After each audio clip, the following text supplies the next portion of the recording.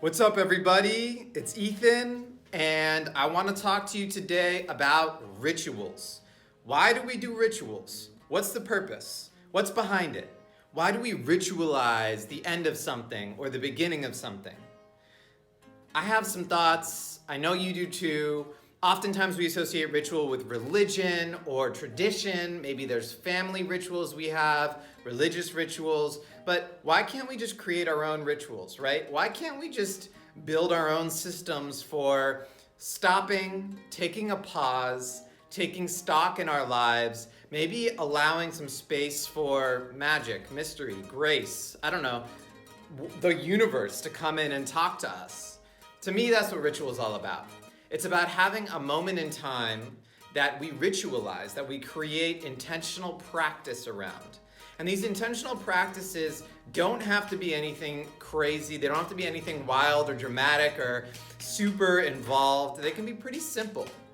I think the core ingredients to ritual, and I encourage you all to come up with a ritual that works for you, is to think about language. Language is a core element that we all use in some way. How do we express? Language can be visual. It could just be painting or drawing or creating an image in some way. Maybe it's through video or other music. Language is also writing, right? Often we write things down, we type things out, we speak things into existence. Prayer is a form of language. So language is a core element to ritual, I believe. When we engage in conversation or speak, we're enacting practice that allows us to ritualize something. The second element of ritual that I believe is important is some sort of phenomena around movement, around processing, around actualizing something. So the language is not just stated and that's it, even though a lot of folks, including my partner Michelle, would say language and words are prayers, right? They're spells. When we speak something, it is a spell and we speak it into existence. There's also the practices we can engage with and the other ingredients we can add to language to deepen their ritualistic nature. And in that regard, I encourage you to consider an element. So if we're working with language, maybe we have written something down and we have a physical piece of paper where we've written down a prayer or an intention or something we want to release. In the case of the 2021 death rituals, which we'll be doing collectively in the coming weeks, we're releasing things from 2021 that no longer serve us. And so we may write them down in a journal, tear out that piece of paper, and then if it's death, we want to destroy it. We want to let it go. And in letting it go, there's so many different elements we can bring in as ingredients to the ritual. So it could be air, maybe it blows away in the wind, right? It could be fire, maybe we burn it, we put it into a fire, or we set it on fire.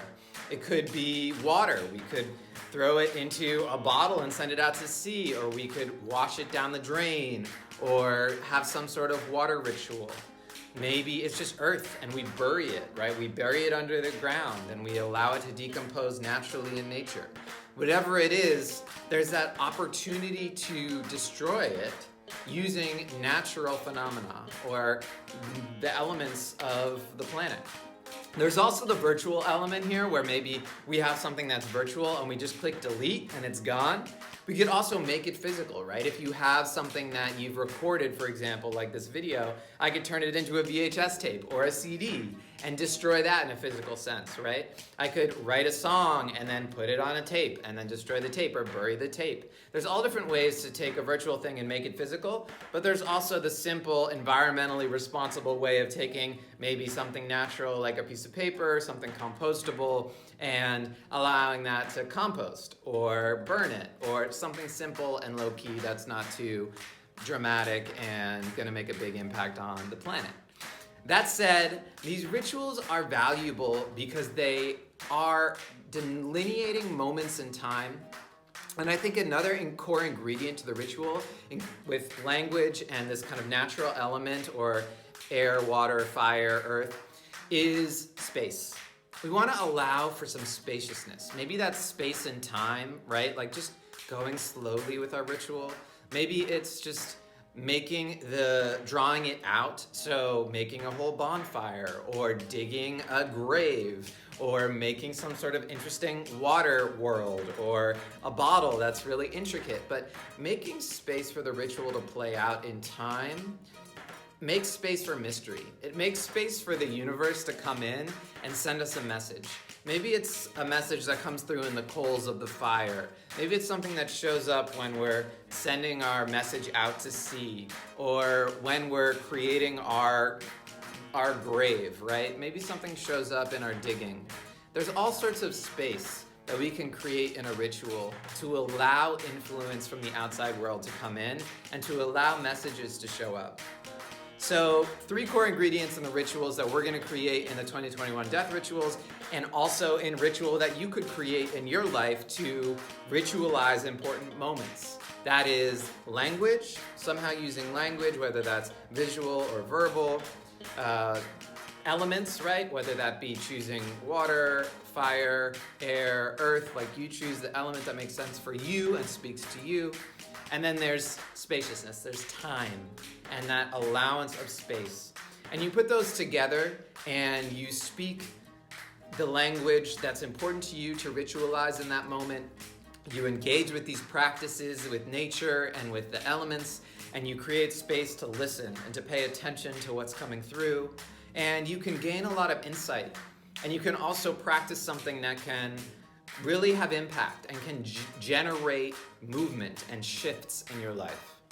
So you may want to add in astrology, you may want to add in some other rituals that you find in your life that are important to you. There's all sorts. Maybe you want to bring in community and have others participate with you. You want to be in conversation around your rituals.